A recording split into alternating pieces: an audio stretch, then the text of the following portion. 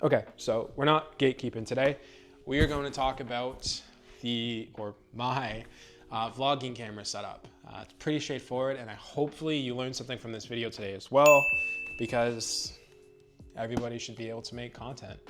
Either that's for YouTube, Instagram, TikTok, Facebook, Clapper. Yes, that's an app. I'm on it right now. Honestly, it's the same handle as everything else. But we're gonna be going over my setup, or just what I have on my helmet to make my setup actually work. And this generally can apply to any other helmet. I would use it on my Speed and Strength Lunatic Fringe, my Voss 801, X Pro. Honestly, it's the same kind of setup, but we'll kind of explain it to you guys so you're good to go. Now, on my KYT TT course, most important thing that you're gonna need other than your camera, I'm using the Insta360 Ace Pro. Still waiting for the Ace Pro 2, but honestly, this one is still very great. You still can go ahead and use, let's say, the GoPro or DJI Action. I'm just sponsored with Ace Pro, so this is the one that I use. Now, let's pop this off quick. Here we go. The next important thing that you're gonna want in your vlogging setup, honestly, it's less important than, or it's more important than having a mic, is a way to attach your camera to your helmet. And on my helmet, my TT course, pop it right there. Hopefully it shows up in the light. I have a chin mount, and chin mount is a 3D printed, basically 3D printed plastic piece with 3M that you stick to your helmet, and it's a perfect flush mount. You stick it on there with a U-hook. I don't know if this is a U-hook or a J-hook, but I use a J-hook, I guess, to allow the camera to be a little bit further away from the helmet so I can pivot it more. It allows for the camera not to be pointing too much down, and it allows me to aim it more up. So that's basically what I have. Now, on the inside, if you want to go the route of actually motovlogging and being able to talk to the camera, have a little commentary, you are going to need to run a mic. So for myself right now, I am running the Rode Lav mic on the inside of my helmet. And how it's set up, and I hope I can show you guys. If not, I'm gonna put some B-roll in there to basically explain what my setup is for it. But, there we go. On the inside of my helmet, I have the Rode Lav Mic 2 taped just underneath my cheek pad. So when everything's fully placed back in, it's not visible, but you're not actually able to see the mic once the cheek pad's there. What I also have is all the access cable I duct tape. So I duct tape it right there so I don't have to worry about it dangling. And it actually fits right inside the cheek pad, right underneath the cheek pad there. And then I clip everything back together and I'm good to go. I'm gonna assume that you basically have your camera and your chin mount. So what I'd like to do is I like to plug the mic in, and with the Ace Pro, there's two variations to record your audio. You can either do it through the Bluetooth. So if you have a Cardo on your helmet, which I don't have on this one, you could do it through the Bluetooth. Connect your Cardo to your Ace Pro or any action camera, depending, and just talk through that. I'm not a fan of that because you don't get all the atmosphere around you. The engine noise, a little bit of wind. If someone's talking, you won't be able to pick it up on the Cardo because it's, I guess, not as sensitive. So I like using an external mic. So with the Ace Pro, you are going to need what's called a mic adapter. So this little bad boy right here. You're gonna need one of these.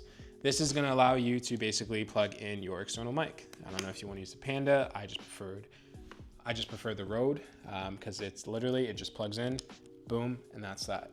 So once I plug my mic in and my mic is preset to where I want it to be on the inside of my helmet, I take all that excess cable, as I mentioned earlier on, duct tape it up and stick it in my cheek pad.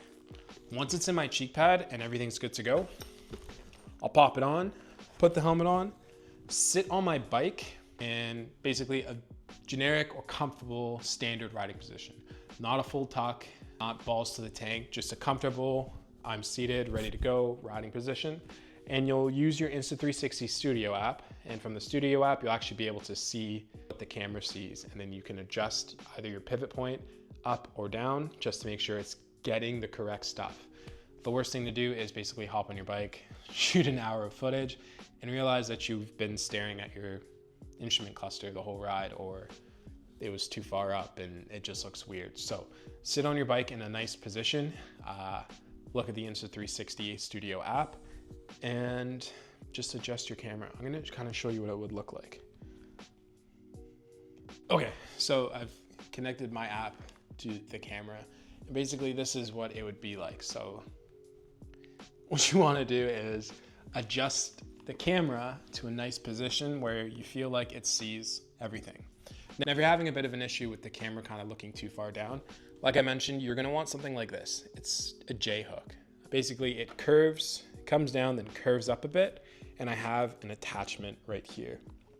Now, all of these things you can honestly just go ahead and buy a cheap set off of Amazon. And then you'll have it all, and you'll be able to get more reach or range inside your camera to tilt up and capture everything. And that's really it. That's the main setup here. I used a bolt at the other end to minimize any of that clunkiness that you get from having a bunch of screws. So a bolt to attach it to that attachment that's attached to the J hook, that's on the chin mount, that's on the Insta360 Ace Pro 2. That is a mouthful, but that is my physical setup. Now, what makes the footage great is what you do on the internal. So we're gonna go over that. Now, with my Ace Pro, when I'm vlogging or just using it, I always have things set up for manual settings.